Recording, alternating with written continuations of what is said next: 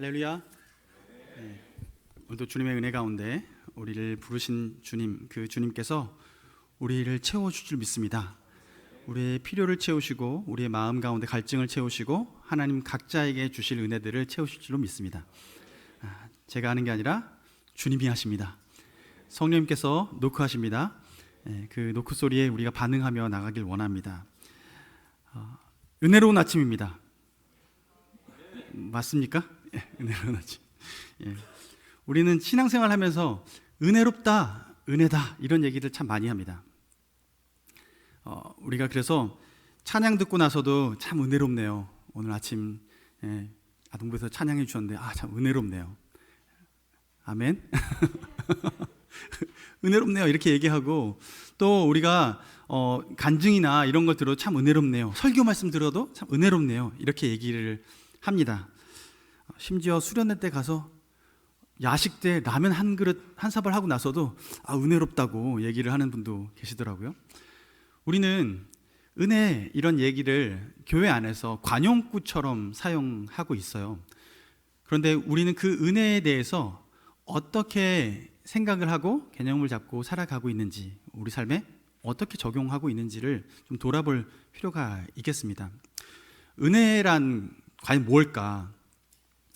사전적인 의미로는 은혜는 값을 지불할 능력이 없는 사람이 내가 그 값으로 살 수 없는 그 선물을, 그 호의를 받는 것, 그것을 우리는 은혜다라고 얘기를 합니다. 그래서 우리는 예수님의 사랑을 은혜다, 십자가의 사랑을 은혜다라고 얘기를 하죠. 우리가 도저히 값으로 살 수 없는 우리 생명을 주님께 사주셨다라고 말하는 거죠. 그런데 우리가 그 은혜라는 말에 우리가 그렇게 은혜를 관념지어서 생각해 보면, 여러분, 우리 하나님께서는 우리 이 세상을 은혜라는 원리 가운데에 창조하시고 지금 경륜으로 이어가고 계시는 거예요. 창세기 말씀 보면 우리가 잘 아는 창조의 기사가 나옵니다. 창조 첫째 날 빛이 있으라 해서 빛을 만드셨잖아요. 어둠과 딱 갈라치시고, 그 다음에 하나님께서 궁창이 있으라 해서 물 위에 궁창과 물 아래 궁창, 그래서 바다와 그 위에 하늘에 있는 궁창을 딱 갈라 놓으셨어요.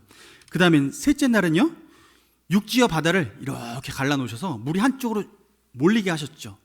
그래서 육지와 바다를 가르셨습니다. 그 후에는 하늘에 해와 달, 별들을 가득 채우셨어요. 그 다음엔 바다를 채우십니다. 물고기들을 채워서 바다를 채우세요.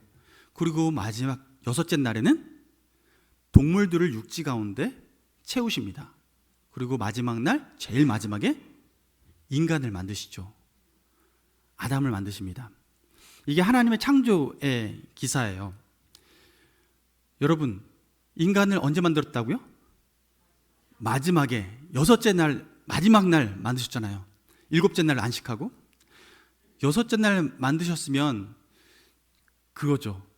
하나님 입장에서 인간을 맨 마지막에 만들어 놓고, 인간 입장에서 보면 모든 만물들은 하나님께서 인간에게 주는 선물인 거예요. 하나님께서 모든 것들을 다 창조하시고 마지막 날 인간에게 이것을 선물로, 나 이렇게 만들었어, 봐봐봐, 멋지지 않니? 하고 선물을 이렇게 펼쳐주시는 거예요. 하나님께서는 우리에게 모든 만물을 은혜로, 우리가 갚을 수 없는 은혜로 선물로 주신 겁니다. 만약에 하나님께서 은혜로 주시지 않을 생각했으면 이랬을 거예요. 첫째 날 빛을 창조하시고 나서, 그리고 하늘의 궁창 둘째 날 나누고 나서, 둘째 궁창 나눌 때 둘째 날 지어서 밀대 가지고, 얘야 거기 물 좀 저쪽으로 좀 몰아봐라 하고 하나님께서 일 시키셨을 거예요.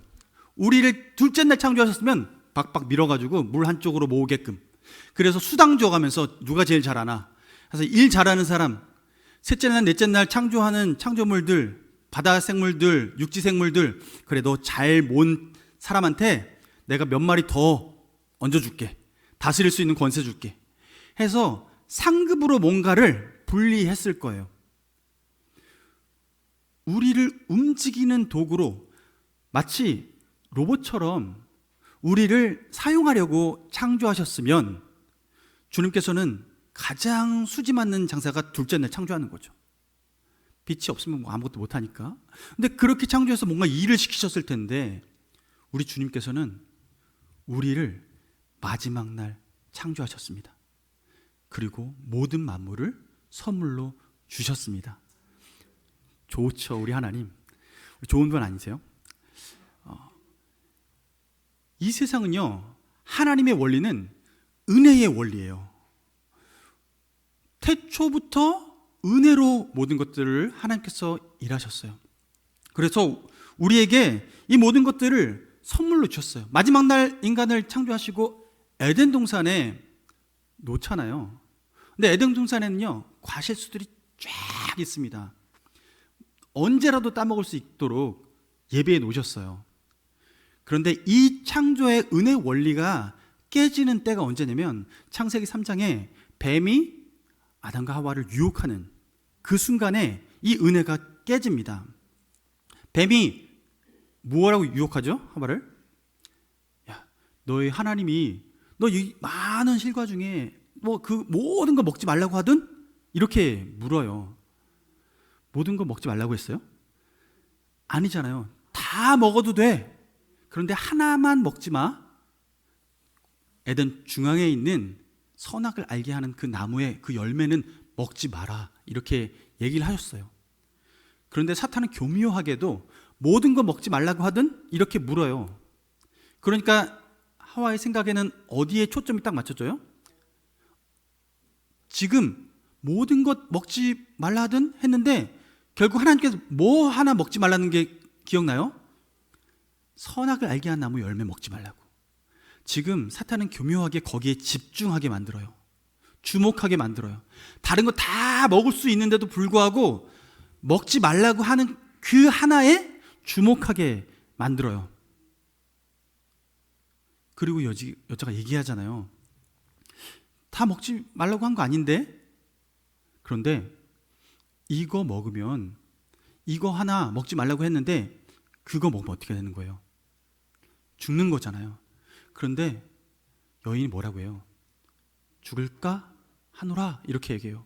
그런데 그때 중요한 게 뭐냐면 사탄이 창세기 3장 5절에 이렇게 얘기해요. 동산 중앙에 있는 나무의 열매를 먹는 날에는 너희가 눈이 밝아져 하나님과 같이 되어 선악을 알 줄 하나님이 아심이라. 여기서의 사탄의 방점은 어디 있냐면 너희 눈이 밝아져 하나님과 같이 되어라는 것에 방점이 찍히는 거예요.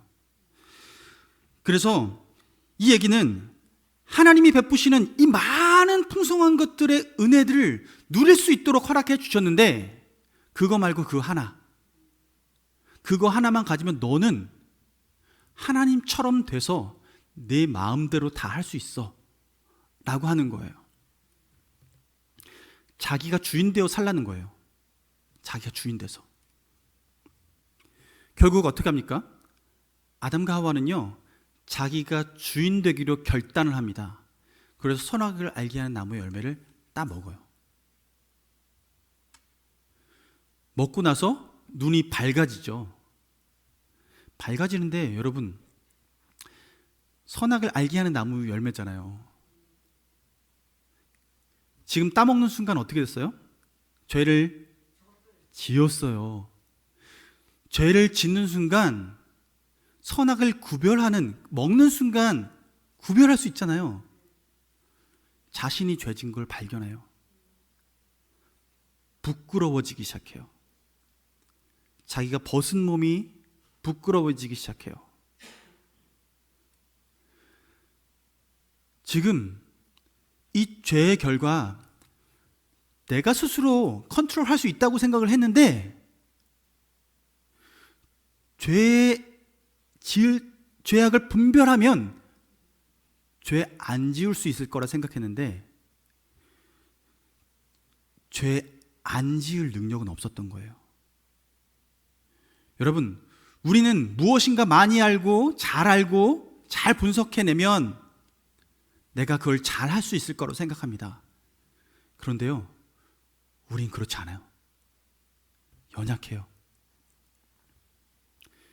아담이 하와가 선악과를 따먹게 되는 그 순간 아담과 하와는 죄 분별할 수 있을지 몰라도 죄 안 지을 능력이 있다라고 말할 수 없게 된 거예요.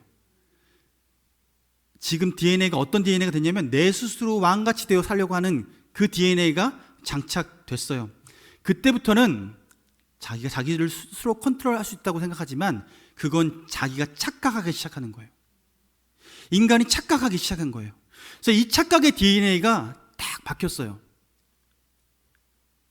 하나님 주인 삼고 살던 주권이 하나님께 있을 때 가장 자유로웠을 텐데, 그런데 그것을 박탈하고 스스로 주인 되려고 하자 내 스스로 어디가 맹점인지, 어디가 블라인드 스팟인지, 어디가 내가 보지 못하는 부분인지 스스로도 깨닫지 못하는 거예요.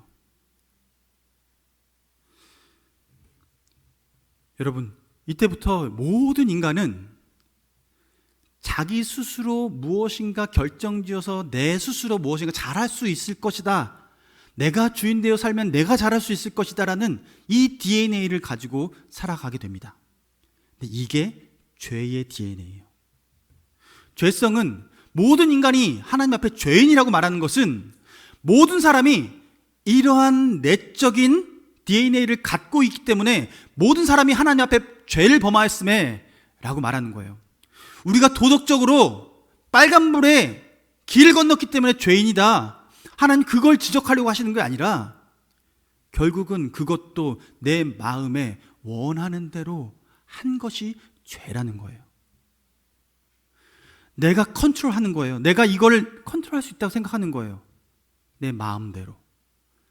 나에게는 저 빨간불이 나에게는 초록불이에요. 모든 사람한테는 빨간불인데 누가 기준이에요?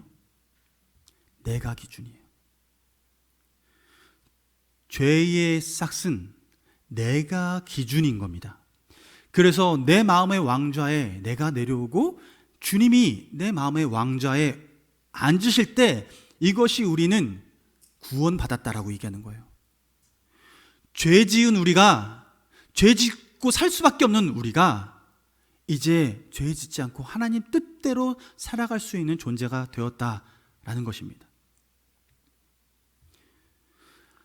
이 은혜라는 이 대원리가 이렇게 죄를 지으면서 깨어졌어요.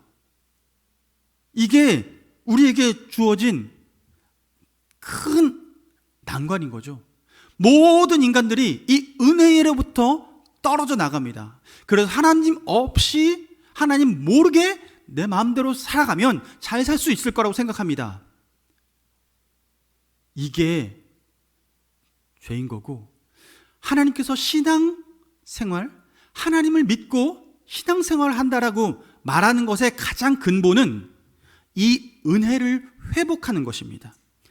하나님과의 관계에서 예수님을 나의 구주, 나의 하나님으로 주인으로서 온전히 모시는 이 삶을 살아가는 것, 그래서 내가 은혜로밖에 살 수 없습니다라고 고백하며 살아가는 것, 주님의 은혜 없이는 내가 살 수 없습니다라고 말하고 살아가는 것, 이것이 신앙생활의 시작인 거예요. 하나님께서는 우리에게 그 은혜의 삶을 살아가라고 얘기하세요.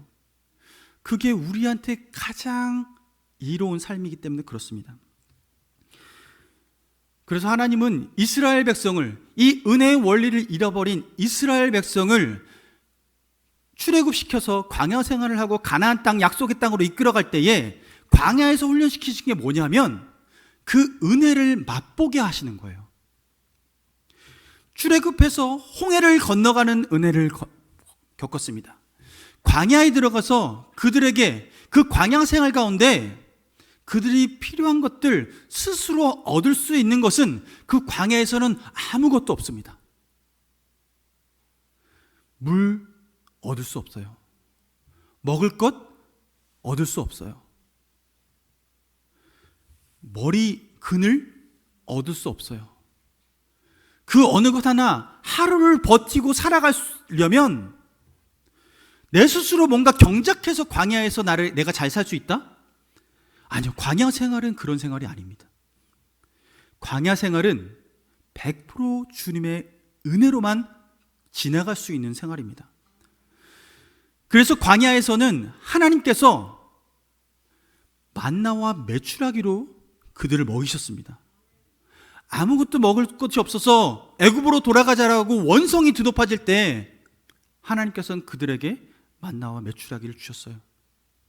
며칠 길을 걸어가서 목이 마라서 또 모세를 원망할 때 하나님께서는 반석에서 물을 내셔서 이스라엘 백성을 먹이셨습니다.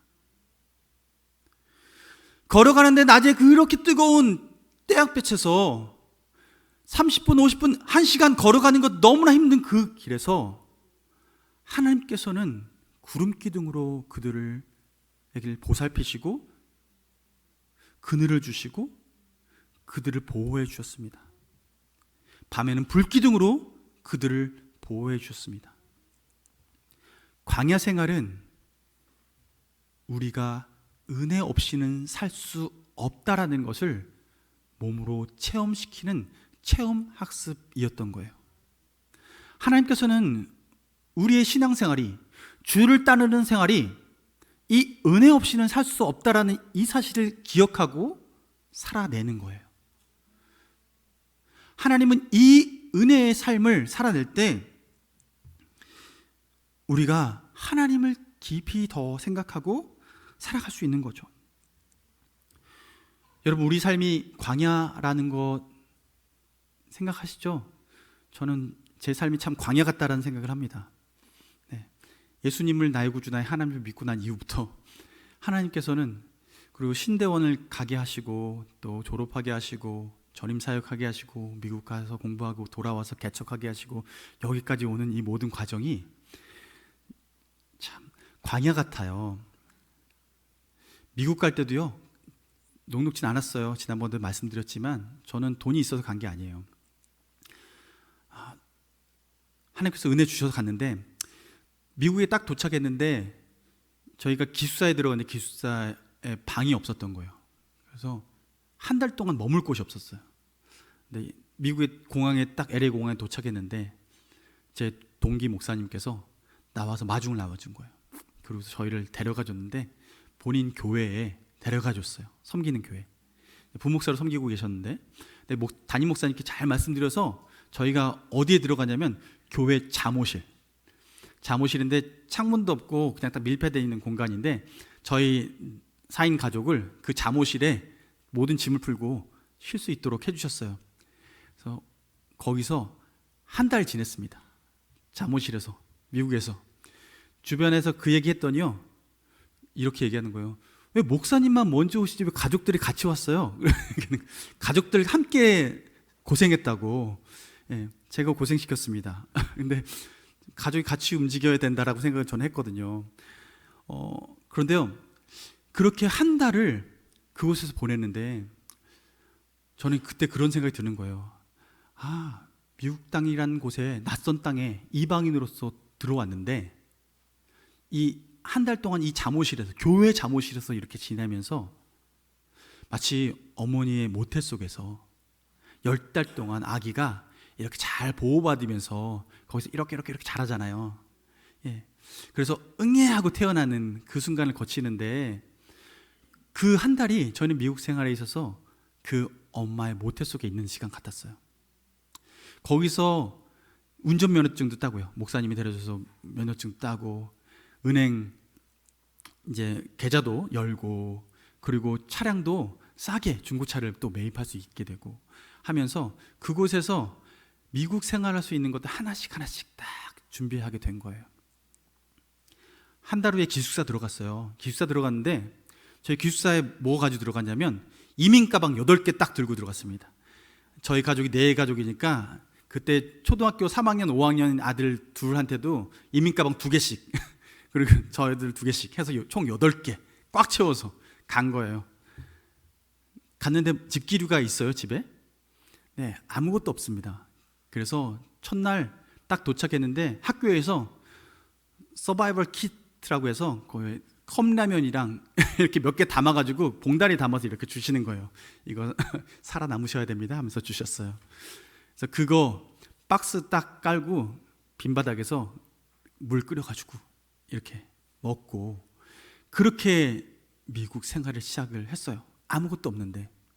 근데 어느 날 옆에 가까이 또 학교에서 이렇게 공지가 뜨는데 침대 가져가실 분 해가지고 공지가 떴어요. 집기류들. 근데 보니까 이거 무료로 나눠주는 거예요. 자기 쓰던 거 이제 졸업하고 나아간다고 무료로 나눠주는데 얼른 가서 연락해서 갔더니만 그 침대를 퀸 침대 뭐 이렇게 여러 가지 프린터기 뭐 학교 생활 필요한 것들을 본인들이 이제 더 이상 쓸 일이 없으니 가져가 된다고 외국인 분이 그렇게 하는 거예요. 그래서 난 너무 감사하다 그랬더니 분이 하는 얘기가 We are family. 우리가 가족이라고. 우리가 가족이니까 이걸 주는 거라고 하는 거예요. 저는 처음 보는 사람이에요. 외국인이에요. 예. 그런데 그분이 그렇게 얘기하면서 주시는 거예요. 은혜예요. 우리는요, 은혜 없이는 살 수 없는 존재입니다. 하나님께서는 우리 삶을 그렇게 은혜로 이끌어 가세요. 그렇다면 여러분, 우리가 어떻게 해야 그 은혜 가운데 살아갈 수 있을까요? 예수님께서 우리에게 비유하시는 비유 있죠. 요한복음 15장 4절에 포도나무의 비유예요. 내 안에 거하라 나도 너희 안에 거하리라. 가지가 포도나무에 붙어있지 아니하면 스스로 열매를 맺을 수 없음같이 너희도 내 안에 있지 아니하면 그러하리라 얘기하세요. 주님 안에 거하래요. 포도나무가 줄기 가지가 딱 붙어있어야 열매를 맺는 것처럼 가지 똑 떨어져 있으면 아무리 풍성한 이파리가 있고 열매가 달려 있어도 결국엔 말라 밑으로 떨어지잖아요. 근데 가지가 줄기에 딱 붙어 있어야 열매를 맺는다라고 말씀하세요. 오늘 본문 1장 17절 요한복음 1장 17절의 말씀 이렇게 말합니다. 율법은 모세로 말미암아 주어진 것이요 은혜와 진리는 예수 그리스도로 말미암아 온 것이다 얘기하세요. 여러분, 은혜의 원천이 누구시냐면 예수 그리스도이십니다. 예수님께서는 이 땅에 사시면서 많은 기적과 이사를 베푸시는데 그 어느 것 하나 은혜를 빼놓고 베푸는 게 없어요. 받을 자격이 있어서 준 사람은 없습니다. 지금 12병 혈루병 앓았던 여인도 예수님께서요 그 여인에게 대가를 받지 않으셨어요. 심지어 그 여인은 예수님이 지나가실 때 그 옷자락에 이렇게 손을 댔던 것밖에 없어요. 그럼에도 불구하고 그녀는 나음을 입었어요. 예수님께서 사람들을 고치시고 그리고 그들을 치료하시는 모든 과정에서 그는 어떤 것도 대가를 받지 않으셨어요. 안진뱅이를 일으킬 때도 눈먼 자 침 흘려고 침 뱉어가지고 흙 이겨가지고 눈에 좀 약간 더럽게 해서 이렇게 고치시긴 했어도 대가 받지 않으셨어요. 은혜로 하셨어요. 예수님은 이 땅에서 하셨던 모든 것들이 은혜 없어요. 대가 없이 그들이 받을 수 없는 자격도 없었지만 그런 큰 것들을 받을 수 있는 그런 능력도 없었던 그런 사람들인데 예수님 통해서 다 선물로 받았어요. 심지어 예수님은 마지막 죽는 순간까지 그 피를 흘리시는 것, 우리를 위해서 흘리셨어요. 은혜죠. 우리를 위해서 흘리신 그 피, 은혜입니다. 그런데 우리는요, 우리 인생을 하나님의 은혜에 의지하지 않고 내가 무엇인가 주관적으로 주도적으로 하려고 할 때 어떤 현상이 벌어지냐면 열매를요 어딘가 주워서 내 삶의 가지에 척 하고 붙이려고 해요. 힘 있는 척, 돈 있는 척, 잘 사는 척, 괜찮은 척 하면서 척 붙여요. 테이프로 잠깐 감아놓는 것 같아요. 자기 능력껏. 그런데 결국엔 떨어집니다. 척 하고 붙여놓은 게요, 뚝 하고 떨어집니다. 은혜로 열리지 않으면 내가 자의적으로 붙이는 것은요, 다 떨어지게 돼 있어요. 여러분, 우리는 무엇인가 있는 척, 가진 척 하는 그 겉모습, 주변 사람들이 그것으로 뭔가 알아주길 바라는 모습, 주님께서는 그거 내려놓기 원하세요. 그런 척하며 살 필요 없다라고 말씀하세요. 지금 너희가 있는 것이 조카도다. 내 은혜가 조카도다. 지금 주님은, 진리이신 주님은 우리가 주님 앞에 있는 모습 그대로 나오기 원하시고, 우리 삶을 사람들과 교제할 때도, 관계 맺을 때도 있는 모습 그대로 교제하길 원하세요. 이게 신앙생활인 거예요. 그리고 내게 부족한 것 하나님께 구해서 은혜 가운데 누리며 살아가는 것, 이게 신앙생활이라는 것이죠. 그래서 주님은 우리에게 이렇게 권면하세요. 히브리서 4장 16절에 그러므로 우리는 긍휼을 받고 때를 따라 돕는 은혜를 얻기 위하여 은혜의 보좌 앞에 담대히 나아갈지니라. 우리는 그래서 그 은혜를 누리기 위해서 주님의 보좌 앞에 나아가는 그 훈련을 해 나가는 것입니다. 신앙생활은 내가 있고 없고에서 없는 것에 매달리는 것, 내가 이것을 어떻게 얻을까, 내가 아등바등하면서 살아가는 것이 아니라, 내가 없는 것을 발견하면 그것을 주님 앞에 아뢰며 그 은혜의 보좌 앞에 나가는 것, 이것이 신앙생활인 거예요. 주님께서는 우리가 그 신앙생활로 하나님의 은혜를 누리며 살아가기를 바라시는 것입니다. 여러분, 우리 주님은 광야에서 아무것도 없고 아무것도 없어서 메말라 있는 그 땅에 물을 내시는 분이 우리 주님이십니다. 어디에서도 경작해서 작물을 낼 수 없는 그곳에서 하나님께서 만나와 메추라기로 먹이신 분이 바로 우리 주님이십니다. 우리가 믿는 주님은 그런 주님이세요. 여러분, 우리의 신앙은 창세기의 창조만 믿어도 우리의 신앙은 바뀝니다. 하나님께서 없는 중에 있는 것으로 부르시는 그 주님께서 우리 삶을 은혜 가운데 함께 해주십니다. 이것이 우리가 신앙생활 하는 데 있어서 큰 힘이 되는 것이죠. 여러분, 은혜 베푸신 그 주님은 우리 주님이십니다. 여러분, 이게 언제 바뀌게 되냐면, 그 은혜의 주님을 진짜 맛볼 때 우리의 하는 척 이런 걸 다 내려놓게 돼요. 삭개오 보세요. 삭개오가 예수님에 대한 소문을 듣고, 예수님이 참 기적을 많이 일으키고 참 좋은 분이시고 선한 분이시고 하는 그 얘기를 듣고 마음속에 삭개오가 예수님 만나고 싶은 마음이 들잖아요.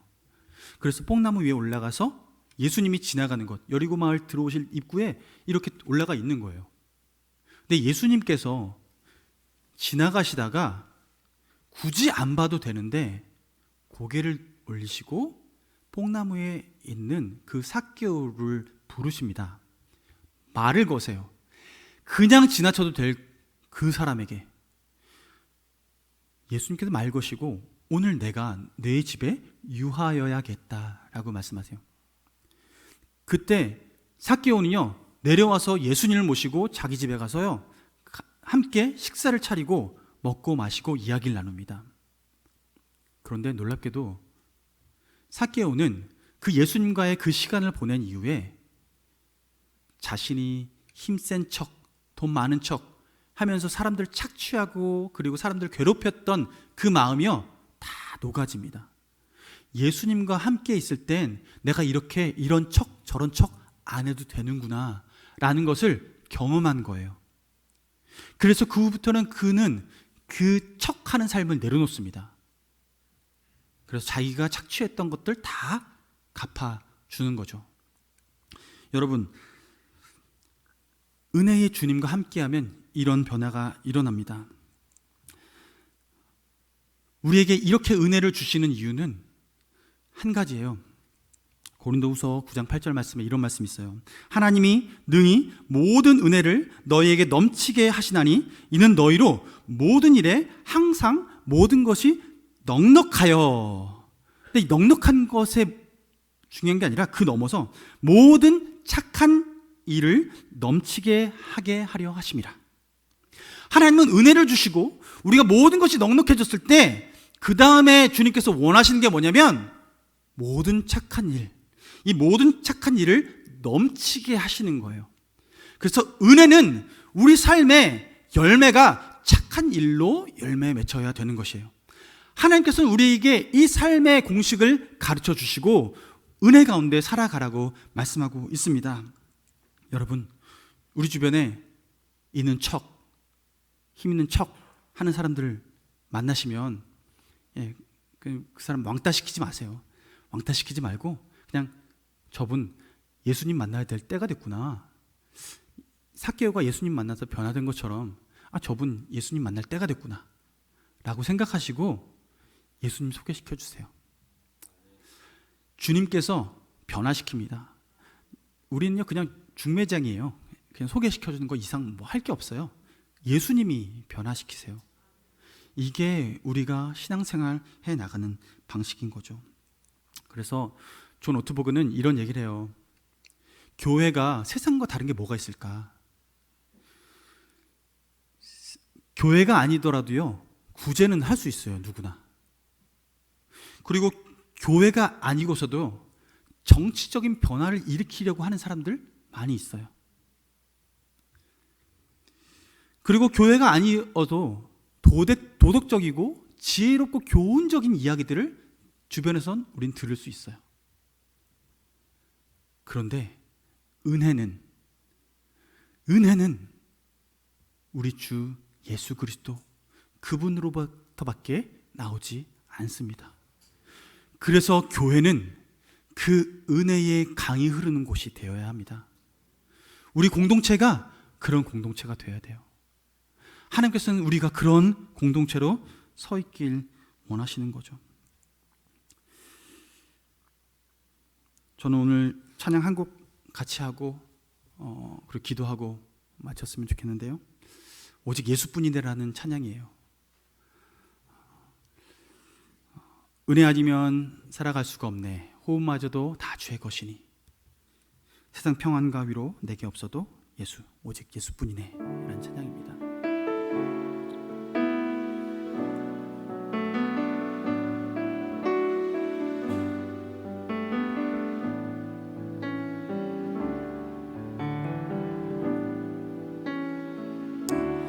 은혜 아니면 살아갈 수가 없네. 호흡마저도 다 주의 것이니 세상 평안과 위로 내게 없어도 예수, 오직 예수뿐이네. 우리 다시 한번 고백할까요? 은혜 아니면 살아갈 수가 없네. 호흡마저도 다 주의 것이니 세상 평안과 위로 내게 없어도 예수, 오직 예수뿐이네. 그 신계회 다 볼 수도 없고 작은 고난에 지쳐도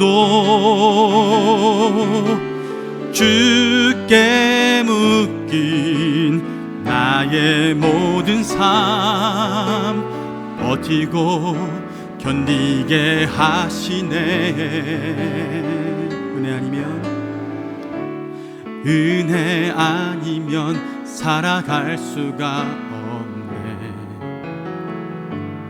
나의 모든 것 다 주께 맡기니 참된 평안과 위로 내게 주신 주 예수, 오직 예수뿐. 다시 한번 크신 계획 다 볼 수도 없고, 크신 계획 다 볼 수도 없고, 작은 고난에 지쳐도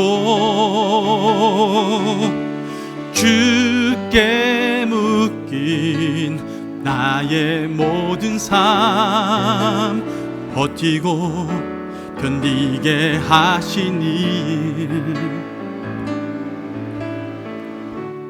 은혜 아니면 살아갈 수가 없네.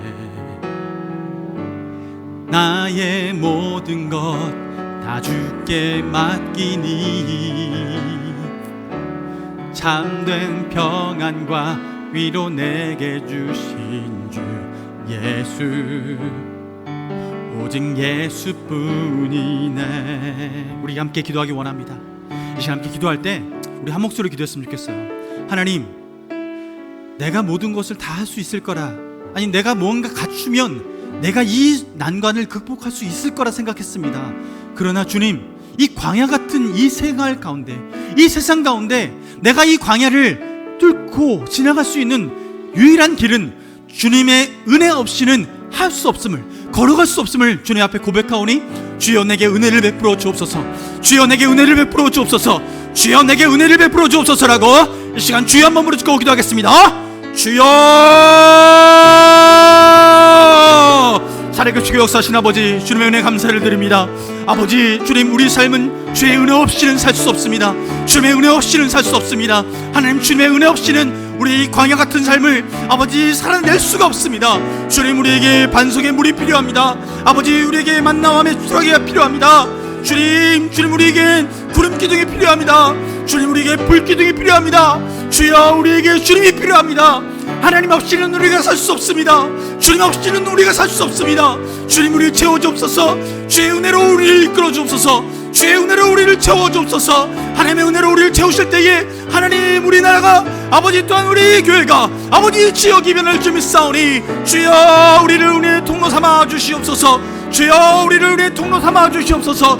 주여, 우리를 은혜의 통로 삼아 주시옵소서. 하나님, 우리에게 주님이 은혜의 통로 삼아 나아가실 때에 하나님, 우리 교회를 쓰실 줄 믿사오니 하나님, 우리를 붙들어 주옵소서. 주여, 우리를 붙들어 주옵소서. 주의 은혜로 붙들어 주옵소서. 주님, 내가 무엇인가 할 수 있다는 자만심과 아버지, 무엇인가 할 수 있을 것이라 생각하는 아버지, 주님, 그 마음을 내려놓게 하십시오.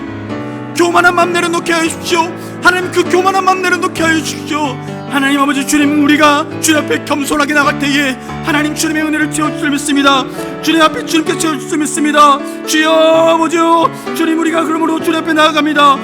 그러므로 우리는 긍휼하심을 받고 때를 따라 돕는 은혜를 얻기 위하여 은혜의 보좌 앞에 담대히 나갈지니라. 은혜의 보좌 앞에 담대히 나갈지니라. 하나님 아버지, 주님, 우리가 은혜의 보좌 앞에 나왔사오니 주여, 우리를 채워주옵소서. 주여, 우리를 채워주옵소서. 주여, 우리에게 주의 말씀하여 주옵소서. 주여, 우리가 듣겠나이다. 주님, 감사합니다. 주님 아버지, 감사합니다. 주님. 사랑하는 하나님 아버지, 우리는 우리 스스로를 완벽하게 다스릴 수 없습니다. 주님, 우리 환경도 다스릴 수 없습니다. 하나님, 그것이 우리의 한계인 것을 분명히 알게 하시고, 모든 만물을 창조하신 은혜의 하나님이 바로 나의 하나님, 우리의 하나님으로 주님 믿게 하시니 감사합니다. 하나님, 그러므로 주님을 의지합니다. 주님만 의지합니다. 주님으로만 충분합니다. 주님께서 우리를 다스려 주옵시고 주님의 은혜 가운데에 우리가 살아갈 수 있도록 은혜 베풀어 주옵소서. 하나님, 우리가 주님만 바라보며 나갈 때, 주님 은혜의 보좌 앞에 더욱더 나아가고자 할 때 주님의 얼굴빛을 그곳에 비춰 주시옵소서. 치료하여 주옵시고 회복하여 주옵시고 하나님께서 모든 환경 가운데에 새로운 변화를 허락하여 주시옵소서. 예수님의 이름으로 기도드립니다. 아멘.